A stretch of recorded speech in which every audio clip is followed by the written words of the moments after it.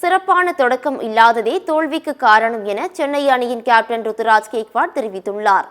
கவுகாத்தியில் நேற்று நடந்த 11வது லீக் போட்டியில் Chennai super Kings Rajasthan Royals அணிகள் மோதின.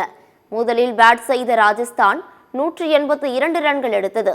நிதிஷ் ராணா 81 ரன்கள் எடுத்தார். தொடர்ந்து ஆடிய சிஎஸ்கே 20 ஓவரில் 6 விக்கெட் இழப்புக்கு 176 ரன்கள் மட்டுமே எடுத்தது. இதன் மூலம் 6 ரன்கள் வித்தியாசத்தில் ராஜஸ்தான் அணி வெற்றி பெற்றது. ராஜஸ்தான் சார்பில் அசரங்கா 4 விக்கெட் வீழ்த்தி அசத்தினார். இந்த நிலையில் தோல்வி குறித்து சிஎஸ்கே கேப்டன் ருத்துராஜ் கூறுகையில், நாங்கள் தொடக்கங்களை பெறவில்லை என்று குறிப்பிட்டுள்ளார். ஆனால் நாங்கள் வெற்றி பெற்றவுடன் விஷயங்கள் வித்தியாசமாக இருக்கும் என்றும் அவர் குறிப்பிட்டுள்ளார்.